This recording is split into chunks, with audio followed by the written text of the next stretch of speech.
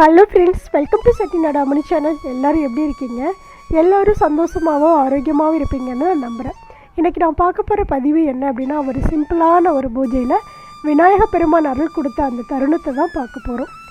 இன்றைக்கி பார்த்தீங்கன்னா நான் ஒரு சிம்பிளான ஒரு வீடியோ எடுத்திருந்தேன். அது என்ன அப்படின்னா, நம்ம வீட்டில் நல்ல ஒரு பாசிட்டிவ் வைப்ரேஷன் எப்போதுமே இருக்கணும், நல்ல வீடு ஒரு தெய்வீகமாக இருக்கணும் அப்படின்னா, இது மாதிரி ஹாலில், லிவிங் ரூமில் முன்னாடி என்ட்ரன்ஸில் எல்லாம் இது மாதிரி உருளி அலங்காரம் செஞ்சு வீட்டுக்கு முன்னாடி வச்சோம் அப்படின்னா வீடு எப்போதுமே நல்ல ஒரு பாசிட்டிவ் வைப்ஸாக இருக்கும். ஓகே, வாங்க இப்போ நான் எப்படியெல்லாம் உருளி அலங்காரம் செஞ்சேன் அப்படிங்கிறதையும் பார்க்கலாம்.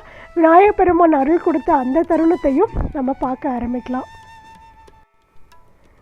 நேற்று ஒரு நாள் தான் வீடியோ கொடுக்கல, அதுக்குள்ளேயும் சிஸ்டர் எங்கே உங்கள் வீடியோவை காணோம் அப்படின்னு சொல்லி கமெண்ட்ஸ் வந்துகிட்டே இருக்குது. கொஞ்சம் உடம்பு சரியில்லை. காரணம் என்ன அப்படின்னா, இங்கே ஃபுல்லாக கூலிங் ரொம்ப ஜாஸ்தி, ரொம்ப பனி பெய்கிறதுனால அந்த 2-3 நாள் பிரம்ம முகூர்த்த தீபம் வச்சோம் இல்லையா, 4 மணிக்கெல்லாம். அப்போது நல்லா தலையெல்லாம் குளிச்சுட்டு நம்ம இந்த பூஜைகள்லாம் செய்கிறதுனால ஃபுல்லாக சைனஸ் ப்ராப்ளம் மாதிரி ஆகிட்டு உடம்புக்கே நல்லா இல்லை. ரொம்ப பேசவே முடியாத அளவுக்கு கஷ்டமாக இருந்தது. அப்புறம் நேற்று போயிட்டு ஃபுல்லாக ஹாஸ்பிட்டலெல்லாம் உடம்பெல்லாம் செக் பண்ணிவிட்டு வந்ததுனால நேற்று வீடியோ கொடுக்க முடியல. மற்றபடி ஒன்றும் இல்லை, இப்போ க்யூர் ஆகிட்டேன், நல்லா இருக்கேன். எனக்குமே உங்களுக்கு ஒரு நாள் வீடியோ கொடுக்கல அப்படின்னாவே எனக்குமே ரொம்ப கஷ்டமாக இருக்குது. அதே போல் பிரம்ம முகூர்த்த பூஜை தீபம் வைக்கலைனாலும் ரொம்ப மனசுக்கே ரொம்ப ரொம்ப கஷ்டமாக இருக்குது. டாக்டர் ஒரு வாரத்துக்கு அப்படியே ஃப்ரீயாக விட்டுருங்க, பனிக்குள்ளே வராதிங்க அப்படின்னு சொல்லியிருக்காங்க. சரி, கொஞ்சம் அப்படியே மெயின்டைன் பண்ணுவோம், அதுக்கப்புறம் நம்ம தொடர்ந்து வைக்க ஆரம்பிக்கலாம். இருந்தாலும் என் உடம்பு நல்லா ஆயிடுச்சு அப்படின்னா நான் தொடர்ந்து பூஜைகள் செய்ய தான் செய்வேன். ஏன் அப்படின்னா அது எனக்கு அப்படியே செட் ஆகிடுச்சு மைண்டுக்கு. ஒரு நாள் நான் செய்யலை, ஒரு நாள் தீபம் ஏற்றலை அப்படின்னா கூட அன்றைக்கி நாளே எதையோ இழந்தது போல் தோணுது. பார்க்கலாம்.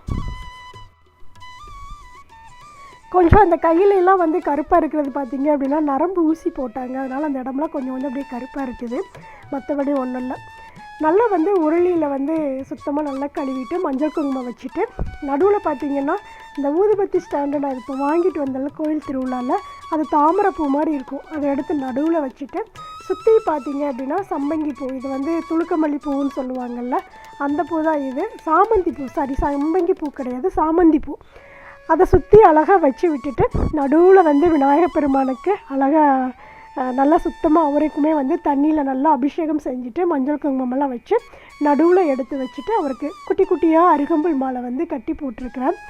இந்த அருகம்புல் மாலை கட்டி போடுறது அவ்வளோ விசேஷம். விநாயக பெருமானுக்கு ரொம்ப பிடிச்சது பார்த்திங்க அப்படின்னா அருகம்புல். இன்னொன்று அவருடைய வயிற்று எரிச்சல், உடம்பு எரிச்சலையே இந்த அருகம்புல் தீர்த்ததுனால அவருக்கு பார்த்திங்கன்னா இந்த அருகம்புல் சூட்டணும் அப்படின்னா நம்ம நினைக்கக்கூடிய காரியங்கள் முடியும் அப்படின்னு சொல்லுவாங்க, வெற்றிகரமாக முடியும் அப்படின்னு சொல்லுவாங்க. இன்றைக்கும் அப்படி தான். நான் ரொம்ப சிம்பிளாக ஒரு நெய்வேத்தியம் எதுவுமே வைக்கல. இது வேறு ஒரு வீடியோக்காக நான் வீடியோ எடுத்துகிட்டு இருந்தேன். அப்போ பார்த்தீங்க அப்படின்னா நல்லா ஹாலில் முன்னாடி அழகாக வைக்கலாம், நம்ம புது வீட்டில் எப்போதுமே இது மாதிரி அலங்காரம் பண்ணி வைக்கலாம் அப்படின்னு ஒரு ஐடியாவில் செஞ்சு எடுத்து வச்சிட்டு இருந்தேன். அப்போ சும்மா சிம்பிளாக அப்படியே நான் மனசுக்குள்ளே ஒரு வேண்டுதலை வச்சுட்டு அப்படியே ஆரத்தி காட்டினேன். அப்படியே விநாயக பெருமான் அப்படியே அந்த பூவை போட்டு நீங்கள் நினைக்கிறது நடக்கும் அப்படின்னு சொல்லி எனக்கு ஆசீர்வாதம் பண்ண மாதிரி இருந்தது. அவ்வளோ ஒரு சந்தோஷமாக இருந்தது. அந்த மூமெண்ட்டை பாருங்கள். இப்போ அழகாக விநாயகருக்கு அருகம்புல் மாலை வச்சாச்சு, பூவெல்லாம் வச்சு விட்டுட்டு இப்போ அவருக்கு முன்னாடி ஒரே ஒரு மண் அகல் விளக்கில் தீபம் ஏற்றி வச்சுருக்கேன். வச்சுட்டு முன்னாடி ஒரே ஒரு கம்ப்யூட்டர் சாம்பிராணி மட்டும் ஏற்றி வச்சுருக்கேன்.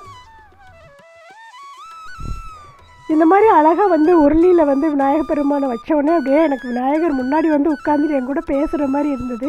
ஏன் அப்படின்னா நான் ஒரு விநாயகர் பைத்தியம், அது அப்படி கூட சொல்லலாம். எங்கே பார்த்தாலும் விநாயகருடைய சிலை தான் இருக்கும், ஃபோட்டோ தான் இருக்கும். அதனால் எனக்கு அவ்வளோ பிடிக்கும் விநாயகர் பெருமான். நம்மளுடைய வீட்டில் கூட பார்த்துருப்பீங்க, நிறைய விநாயகர் சிலை தான் வச்சுருக்கேன். அப்படி இந்த குட்டி சிலை வாங்கிட்டு இதுவுமே இப்போ அழகழகாக அலங்காரமெல்லாம் பண்ணுறேன் இல்லையா, அதுக்காக எனக்கு அபிஷேகம் செய்கிறதுக்குலாம் இது ரொம்ப ஈஸியாக இருக்குன்ட்டு இந்த மாதிரி சிலை ஆர்டர் பண்ணி வாங்கியிருந்தேன். நல்ல ஒரு அழகான ஒரு சிலை, நல்ல அம்சமாக இருக்கும் இந்த விநாயகர் சிலை. நிறைய பேர் கூட சொல்லியிருந்தாங்க, நீங்கள் வச்சுருக்க சிலை விநாயகர் பெருமானுடைய முகம் ரொம்ப அமைப்பாக இருக்குது அப்படின்னு. அதே போல் லக்ஷ்மி தாயாருடைய முகமும் ரொம்ப அமைப்பாக இருக்கும். இப்போ அப்படியே சாம்பிராணி காட்டி விட்டுட்டு அப்படியே தொட்டு கீழே கும்பிட்டுட்டு இருக்கிற அப்படியே மனசில் ஒரு எண்ணோட்டம் அப்படியே ஓடிட்டே இருக்குது. அப்படியே விநாயகர் பெருமான் ஆசி வழங்கினது மாதிரி அந்த பூ அப்படியே கீழே விழுந்துருச்சு. அது ரொம்ப ஒரு சந்தோஷமாக இருந்தது. முன்னாடி விழுந்திருந்தால் கூட தீபத்தில் விழுந்திருக்கும், ஆனால் சைடில் விழுந்துருச்சு. அதனால் வந்து பார்க்குறக்கே ரொம்ப ரொம்ப சந்தோஷமாக இருந்தது. அப்படியே ஒரு நிமிஷம் அப்படியே நின்றுட்டேன். அங்கே தொட்டு மறுபடியும் கும்பிட கூட எனக்கு கை வரலை. அப்படியே ஸ்டன்னாகி அப்படியே உட்காந்துட்டேன். அந்த இடத்துல அப்படியே உட்காந்தபடியே பார்த்துட்டே இருந்தேன். அதுக்கப்புறம் தான் மறுபடியும் பூவை எடுத்து மறுபடியும் வைக்கணும் அப்படிங்கிற ஒரு தாட்டே வந்து மறுபடியும் வர ஆரம்பிச்சிது. அப்படி ஒரு ஹாப்பியாக அப்படியே நின்றுட்டேன். அவ்வளோ ஒரு சந்தோஷமாக இருந்தது. இது மாதிரி எல்லாருமே வந்து உங்களோட வீட்டில் வந்து பூஜை அறை இல்லாமல் வெளியில் வந்துடுங்க. ஹாலில் ஒரு இடத்துல நடுவில் கூட வைக்கலாம். இல்லை நடுவில் நடந்துட்டுலாம் இருப்பாங்க அப்படின்னா நம்ம ஒரு ஓரத்தில் வைக்கலாம். லிவிங் ரூமில் இப்படி அலங்காரம் பண்ணி வைக்கலாம். இந்த பூவெல்லாம் வச்சோம் அப்படின்னா ஒரு வாரம் ஆனாலும் வாடவே வாடாது. அதனால் அப்படியே இருக்கலாம். ஒவ்வொரு நாளும் விநாயகருக்கு வச்ச பூவை மட்டும் நம்ம அப்படியே மாற்றிட்டு ஒவ்வொரு நாளும் நம்ம வந்து இது மாதிரி சும்மா சிம்பிளாக ஒரு சாம்பிராணி காட்டினாவே போதும். வீட்டில் எப்போதுமே தெய்வ சக்தி நிறைஞ்சு இருக்கும். நல்ல வீடும் மங்களகரமாக இருக்கும். நம்ம வீட்டுக்கு ஏற்படக்கூடிய கண் திஷ்டியும் குறையும். இந்த பதிவு உங்களுக்கு பிடிச்சிருக்குன்னு நினைக்கிறேன். பிடிச்சிருந்ததுன்னா செட்டிநாடு அம்மணி சேனலை சப்ஸ்கிரைப் பண்ணிக்கோங்க. பக்கத்தில் இருக்கக்கூடிய பெல்லைக்கானை கிளிக் பண்ணிவிட்டு உங்கள் ஃப்ரெண்ட்ஸ் ஃபேமிலிக்கும் ஷேர் பண்ணுங்கள். தேங்க்ஸ் ஃபார் வாட்சிங். நன்றி, வணக்கம். அனைவருக்கும் நல்லதே நடக்கும்.